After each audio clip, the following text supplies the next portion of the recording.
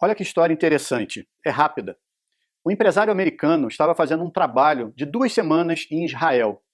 E um dia saiu para almoçar e foi até um restaurante que haviam indicado para ele. Quando ele chegou lá, havia uma fila de espera. E ao chegar para perguntar para a atendente se iria demorar muito, já que ele tinha que voltar para o escritório de trabalho, um senhor, que era o próximo da fila, vendo que o empresário precisava almoçar logo, ofereceu o seu lugar na fila e disse: "Eu sou aposentado, meu filho, não tenho pressa." Ele, meio constrangido, acabou aceitando e entrou para almoçar.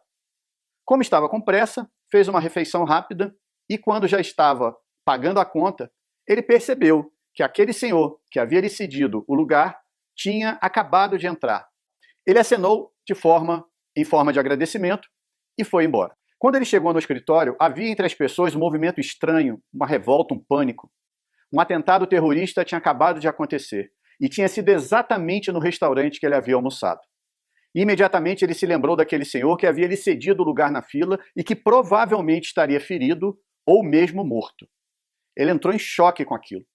O homem lhe cedeu o lugar e, se não tivesse feito isso, ele teria sido a vítima do atentado. Ele então passou a buscar informações de todas as formas para descobrir o número de mortos e de feridos. 3 dias depois, ele consegue descobrir que aquele senhor estava internado em um hospital de Israel. Ele imediatamente parte para lá e encontra o filho daquele senhor. Ele conta para o filho o que aconteceu com ele, com aquela gentileza que ele recebeu, que acabou salvando a vida dele, mas que, infelizmente, trouxe aquela situação para o pai dele. O empresário, então, fala para o filho que, em forma de retribuição, gostaria de pagar todas as despesas médicas e de tratamento, que eles não ficassem preocupados, que ele teria condições de bancar o melhor que ele precisasse. O filho daquele senhor explica que não haveria necessidade dele fazer nada daquilo, pois lá em Israel, as vítimas de atentado terroristas recebem toda a assistência do governo. O empresário, de qualquer forma, deixa com o rapaz seus telefones de contato e diz que qualquer coisa que eles precisassem, que ele poderia pedir para ele. E até o dia da sua volta aos Estados Unidos ficou ligando para saber da recuperação daquele senhor.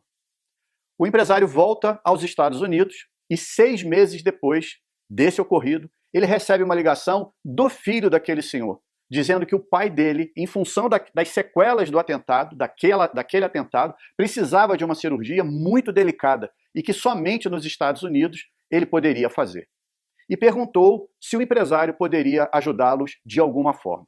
O empresário imediatamente disse que sim.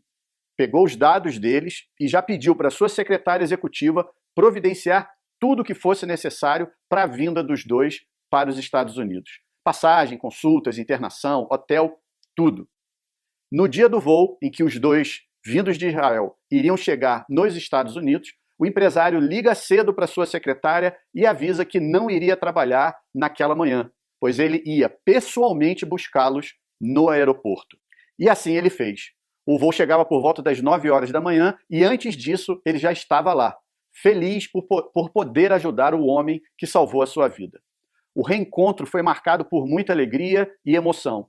E quando eles já estavam no carro se dirigindo para o hotel em que os dois iriam ficar hospedados, o empresário escuta no rádio do seu carro a notícia de que um avião havia acabado de atingir uma das torres gêmeas em Nova York. Era 11 de setembro de 2001.